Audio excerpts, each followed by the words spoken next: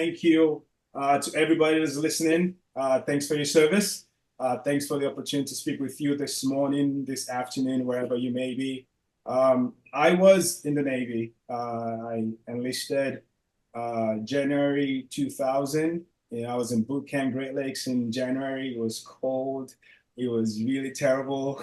My boot camp was it was awesome. And then we went A school. I A schooled in Chicago as well, and spent almost 9 years in the Navy before I transitioned. I was not from an entrepreneurial background. My parents were not really educated. They probably didn't graduate from sixth grade. But one of the things my dad always talked about is education and trying to make the best of the opportunity presented. We came from a line of always trying to serve. And so it was not a question for us or for me to actually enlist in the military to serve, right? So, after the military, in the military, I was in IT, I was a technology person. My rate was IT. I finished as a E6, in the military, in the Navy, and then transitioned. My first job, post military was with Booz Allen Hamilton. So I went back to school. I finished my degree. I started actually getting into taking certification exams. I have some of the critical certification that is needed to be able to translate my skills. Obviously, in the Navy, we have leadership skills, we have discipline, strategic thinking, and all of these things. But I also don't have technical skills. I want to couple all of that stuff and make sure that those are skills that will fit well into Booz Allen when I transition. You cannot delay your accounting service help. You cannot delay that because you're going to make mistakes. And IRS is going to come after you. Trust me, IRS is going to come after you. So I tell you, one of the mistakes I made when I started my company, we started LLC, and I was doing sole proprietorship. That is double taxing, from what I understand from my accountant afterwards. He said, start your business LLC, but make sure you are considered an S Corp. S corporation. You want that distinction when you actually go and submit for IRS. If you don't hear anything I say today, please make sure you hear. When you start making a little bit of money, reinvest that money back into your company and use that to pay for professional services. Because what happens is they will help streamline your things, make you efficient, and you don't make mistakes that's going to cost you a lot more in the future. I started working by myself. And people realize, oh, now you have a company. We go to industry days. We do attend conferences, and so we started building a relationship. I had a relationship with Booz Allen when I left, and so we started working with them and going after opportunities. And we support that. We volunteered for that. We volunteered for opportunities to be able to support this large organization. Right now, we have 3. Working on the 4th one. We subcontracting opportunity with Booz Allen at different places. We just won an opportunity at NGA with Booz Allen 3 weeks ago. We're doing some onboarding of the people that we're actually hiring, bringing on board for that. So don't leave your previous employer, don't leave them with bad minds. Don't burn the bridge. Do not burn the bridge, because let me tell you, Booz Allen was my employer. It was also my backup plan, should in case anything falls. It's not just about the skills that I have.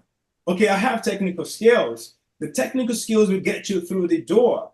But it's your relationship that invites you inside the house and give you a seat, a cup of coffee, invites you to the dinner table. That is what matters.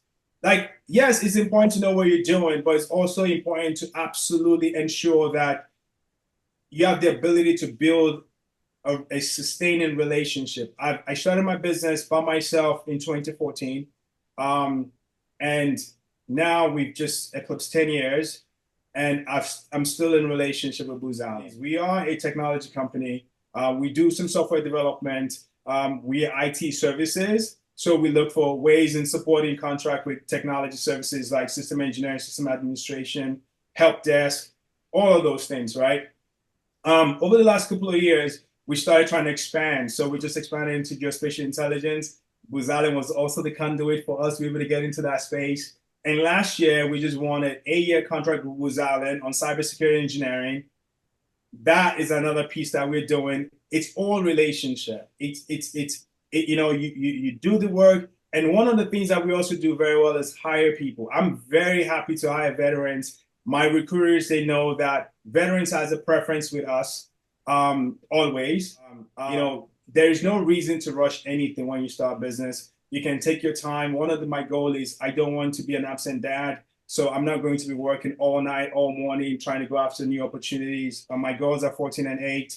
So I want to make sure I'm here. So I took my time in the way we are building. We've been building. I invested all my money into the work, and we are slowly building. So now we are now ready to start going after opportunities. It took us 10 years, right, to get here. I'm still billable, by the way. I'm not 100% billable, but I'm still billable. So from day one, I maintained my work. I'm still working, and whatever money I'm earning is my salary, right? But I invest that into the business as well. So I pay myself off of what I earn and whatever profit we're making. So whatever that profit is, I started using to fund other things. And one of the agreements I made with the subcontractor that I was working for at that particular time is, you can take this percentage of my revenue, but you need to pay me more frequently, right? So most times you get into an agreement with people and they'll say, well, they'll pay you net 45 or net 60 or net 30. That means you work 30 days and then 30 days later they will pay you. That's 60 days before you get paid. Yep. Sometimes you work 2 weeks and they say net 30. That's 45 days before you get paid. And how do you pay the people that support you? How do you pay for your services, like the vendors that support you? It's very difficult to do that. So one of the things that I do, instead of me having, let's say 10% profit, I say, please take 4% of the profit so I can get paid every 2 weeks. I've never been forced to take a loan anywhere till today. We have a line of credit now of $300,000 that's supporting the organization, and we are working with JP Morgan Chase now, another bank, a new bank that we're trying to build a relationship with so we can have access to capital as well, because we're about to start going into priming opportunities and we're going to need more money. So we started meeting with them to talk about that. So I'm saying, talk to people, have a relationship with your bank.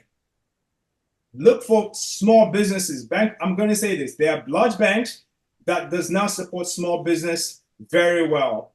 When I started, I was with a large bank. I don't know if I can say the name here, but I was a large bank and they were not good to us, right? They saw all of our transactions and they were not really good to us. So after a few years, we pivoted from them and we went to a local small community bank that does good work with small businesses. Please do not be swayed by the name of these banks. Large banks, they are not really good with small businesses, right? Yeah. So look to build that relationship. One of the things I'm going to say is, please know who the VP of the local bank is and try to build a relationship with them, because they were able to help us get our first $100,000 line of credit, which allow for us now to hire more people. So when we're waiting on getting paid, we're able to use that to just pay our payroll, and then we'll pay you back when we get paid. But we've never been forced to do anything when it comes to finances. And knock on wood, I hope we will never have to. There are vultures out there that wants to prey on small businesses because we don't have the resources to be able to read the fine print in these contracts. That's one of the reasons why you need to get a lawyer as well to read all of this stuff. You need to make sure you get a financial advisor. But more importantly, also, I'm going to say this. I've been very fortunate to have people kind of strategically in my life that I can speak to about certain things and ask questions. Do not be afraid to ask questions. Do not be afraid to ask questions to people that have done the things that you're trying to do, because then you can learn from their failures or their setbacks. You can learn from the things that they've gone through and how that can help you be better in the path that you're about to take. I was never one of those guys that act like I'm too smart to ask questions. Like I said earlier, I didn't have an MBA. I didn't even know what bookkeeping is. It's because I asked the question. And somebody said, you need bookkeeping. What bookkeeping? And then I had to go and pay for QuickBooks. QuickBooks Online, and I didn't know what to do with QuickBooks Online. I'm not even gonna lie to you. Then I spoke to somebody else, and they said, oh, I think, and my accountant actually said, you need to find somebody that can help you do the bookkeeping and make sure that you have a chart of accounts, make sure all of that stuff are actually aligned properly. And we found a bookkeeper that we pay monthly to go in and actually rectify our books. That's how we started. I didn't know what QuickBook was. I didn't know what bookkeeping was. And we started that way. But one of the things I can tell you right now, I can read the balance statement. I understand what a P&L is. I know what aging, and I just constantly continue to learn from the people that are SMEs, that are subject matter experts in this field. And so that now I know what all of these things are and more. Make sure you pay for platforms that will help you grow. One of my goals is to always make sure that when we present ourselves, we don't present ourselves as a small company. We use paychecks for our payroll.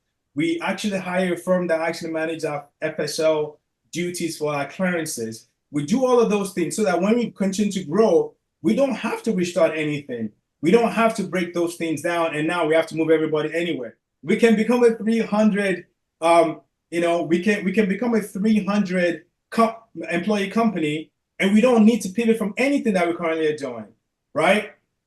We have to always keep that in mind when we are trying to put things in place. Just put things in place that will support your growth so that you don't have to now break that and stop again. So anybody out there that is thinking about starting on this journey, please believe in the unique skills that set you apart. Dig deeper into the skills that you bring and try to see how that translates into the civilian world. Take calculated risk. Do not be afraid to fail. Setback is always, they say, is an opportunity to come back. But you have a community of people. You have a community of veterans that are doing amazing things. Do not be afraid to reach out to those people and ask questions. How did you do this? What are you using for this? What is it that keep you going? Let me tell you, you're going to get into times where you don't want to get up to do this. But what keeps you going? I understand my why. My why is still the same to this very day. You should be able to have a platform, to be able to have people, to be able to benefit, that will benefit from that. That is my why. And I know I have a ton of young people that I still mentor till today that would want to get on that platform so they can get access to things that maybe was not available to me when I was doing this. So I'm saying this, please don't be afraid to reach out to your veterans. You have, as vets, we have a very strong background that can set you apart from a lot of stuff. So I'm saying, work on that, work on building a relationship. I'm very, very grateful for this time to be able to speak to you.